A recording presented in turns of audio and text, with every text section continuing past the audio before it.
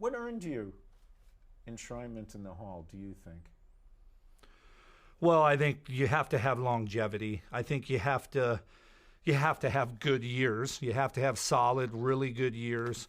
But I think longevity is the number one kind of thing in this game. You got to play a long time. You look at all the guys that are here that are enshrined. I think you look at them, they played 20, 22, 18 years and were able to do wonderful things during those years. And I was gifted and blessed to be able to play a long time as well.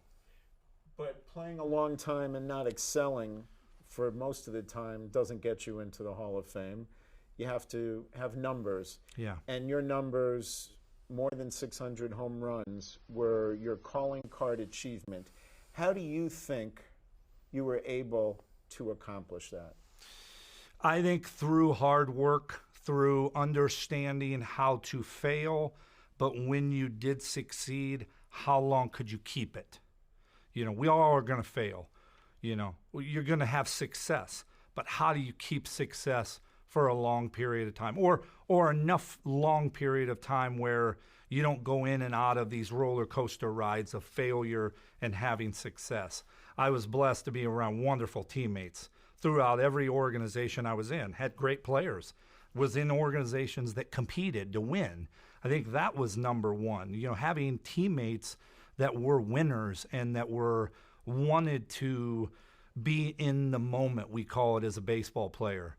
And I think that rubbed off. I was blessed to have great managers as well that pushed and drove and did the things to help me and my teammates become good players. Now, you mentioned earlier that you sent sort of a message to pitchers about where they could throw the ball. Yeah. What effect do you think you had on pitchers, and how did that help you achieve what you did? I don't know the effect I had on them. I could feel at times, though, when they were pitching around me. So I wanted them to feel like if they made a mistake, I was going to be ready to hit that first mistake they made. But also, I was a high strikeout guy. So the failure part of the game was something that I had to get used to as well. I struck out a lot, walked a lot, and I'm very proud of, my on-base percentage, being able to walk even though I was a high strikeout guy. But I felt like, okay, I'm going to get 3 to 4 pitches a day that I can do damage, and I want to be ready for those 3 or 4. What does your home run total mean to you? My home run total means, it's you look at the guys in that company. It's an honor. You feel blessed to be in names of Ruth and Aaron and Griffey and, Willie Mays. This is a fabulous, incredible group of guys that played this game they played it a long time. And this game of baseball has been going on for a long time. So being in a small group of guys that were able to accomplish hitting home runs like that, it gives me the chills. It shows you that little adjustments you can make early in your career can lead to something, like we always talk, Charlie Manuel and I always used to talk, a little bit means a lot on a positive and on a negative end, meaning you can tweak things that can mean a lot on a success side, or things that you need to tweak. If you don't, the failure side happens as well. So, boy, there were a lot of times walking to that cage where we had to figure things out, and we were blessed to be able to accomplish that. But also there were times when we didn't accomplish it, and that's the best part of the game is the process. There's a lot of talk about the era you played in, and forgetting about the individual names, the numbers, and the value of the numbers. What perspective can you give on what 600 homers means now and meant then in the era you played versus the history of baseball? Well, I think first of all, the era I was in, I was put in that era. It means so much to me no matter what era you're really in, because the ultimate numbers is how you did it and how you feel proud of how you've done it and what it took to accomplish it. and to be around the people, the coaches, your managers, all those hitting guys that I came across that gave me little things that I used. And at the end of the day, when you walk into Cooperstown and you're amongst 8 or 9 guys that accomplish that from a home run total, that is really special. People on the outside just don't have a sense of what the temptations were when there were people that were, I assume, known to be using performance-enhancing drugs. What was it like for you to know about some guys and to deal with such temptations? Never thought about doing it. Never, as it got going on, you heard about it, obviously, but never seen it. It was never around. And at the end of the day, as I said, you look in the mirror and you feel darn proud of what you've accomplished and how you did it. And that's the greatest feeling ever for me, is to know that, man, all those times that you struggled and the success, that you did it the right way. That's what I feel most proud of, is that there's parts of these failures and successes that you go through, but you worked really hard, and during both of those times to accomplish what you wanted to accomplish.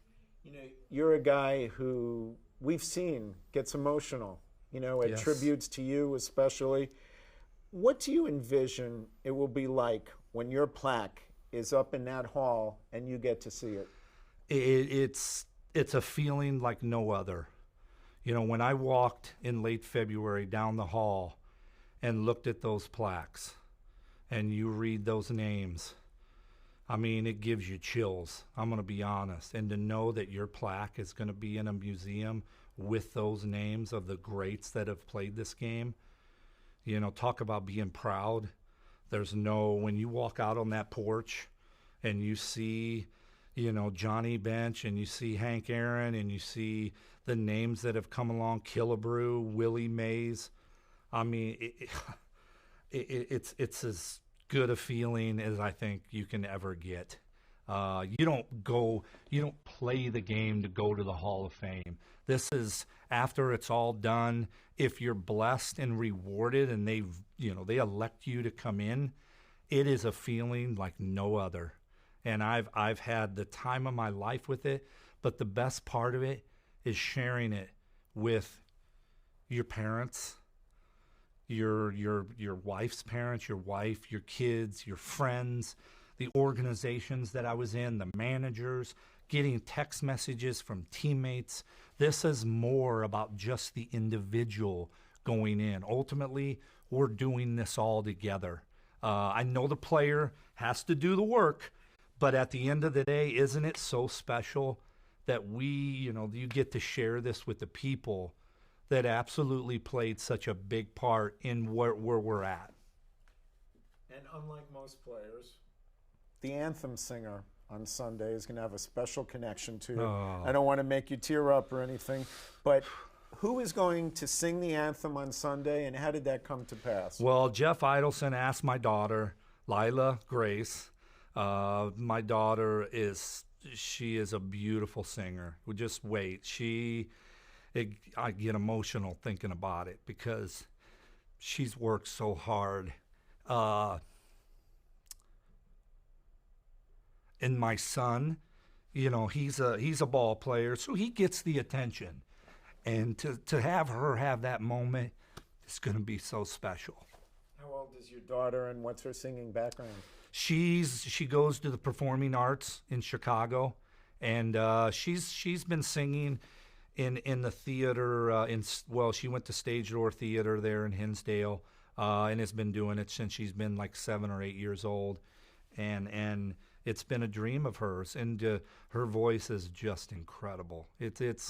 She's been blessed. She's been honored to do it with Cleveland at the National Anthem in Cleveland. Same with Philadelphia. The organizations have given her that chance to sing, and it's just so beautiful. You will love it, as everyone else will. And I think I'll be a proud dad for sure. How will you be able to give a speech after that? I don't know, because you got me really emotional here, and I hope I'm a couple guys after she sings it, so I can calm down and really, really come together, because I mean, this is what this is all about. It's all about sharing it with the people you love and what they've meant to you along the way.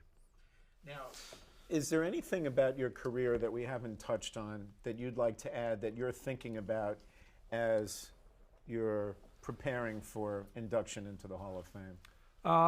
To me, I think the biggest thing is that you can't thank everybody. You wish you could. I was so blessed to play in all those great organizations. Obviously you can't thank everyone. I will at some point call them, and reach out, and already have, to people. But I think the most important thing is to let them know what they've meant.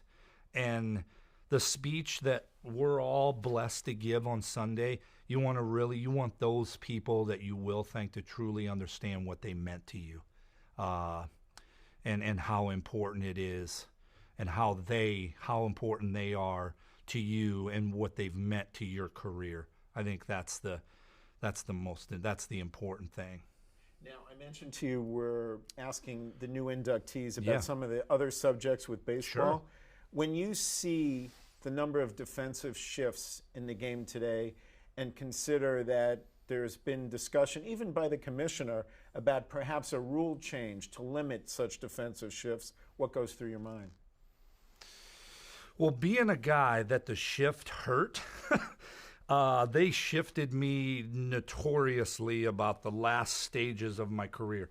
I mean, I would like to see them go straight up, personally. I'd like to see baseball go back to the traditional, play it straight up. You can move left or right here and there. But I'd like to see, personally, I'd like to see what it would do. Would it speed the game up? We don't know. We don't know. I think strategically, it to the degree it gives teams an opportunity to set maybe their strength in the infield or a side they want to move to. But think about this side. Think about, when they do shift and balls are hit the other way, how would that affect the game as well? Would that speed the game up? Would that cause, how many times is the shift actually helping a team win? That would be a big question. But by rule, you said what you'd like to see. Would you like to see a mandate that guys couldn't be out of position, in essence? I'm glad I don't have to make those rules. You asked me my opinion, so we'll see where it goes. Honestly, I think everybody's got their thoughts on it, but I think what we are trying to do is to better the game. I think you got to credit Major League Baseball and the commissioner. They're trying to better the game for the good, and everybody can have their thoughts. For me, I'd like to see them go back straight up. How about the notion of a 20-second clock being implemented? What are your thoughts? I don't like a clock in baseball. I think baseball, it's what makes an hour and a half game, an hour and 45-minute, 2-hour game great, and a 4-hour, 9 home run game if they're blessed. To me, I don't like a clock in baseball. Now, there are two guys who have the greatest numbers of the generation on offense and in pitching who aren't in the Hall of Fame, Barry Bonds and Roger Clemens, and their candidacies continue. What do you make of their candidacies? Well, I know competing against them, in the 90s they were great players. I mean, put up great numbers. For me to make a comment on that is we'll see where that goes. But I think they were great players, and I guess we'll see where that goes in the future. Competing against Roger, he was a guy that I think challenged you as a hitter and kind of took your level of play to the next level. And I know when we faced Barry was a guy that was a special player, did some great things. So we'll see where that goes in the future. Bonds passed Aaron as the all-time home run king. You're in that top 10 list with more than 600 home runs. Who do you consider the all-time home run king? Well, I think Hank Aaron is always, looked at as the home run king because, Like he kind of owned it for many, many years. And people, I think, look at Hank as that guy for sure. For people who didn't get to compete against Barry Bonds or walk on the same field with them, what was he like personally, and what was it like to see him play? Never knew him really personally, never knew him. Was interacted during all-star games, was a great player, never was a teammate. But I know when you faced him, you knew this guy was bringing, everything. When he dug in the box, he was ready to hit every day. And if he didn't do damage, he walked. And I think, like every time he stepped there, you thought that either he was going to walk or he had a chance to hit a home run. What do you think set him apart as a home run hitter, as somebody who could appreciate home run hitters? When you watched him, what did you maybe marvel at most in his technique?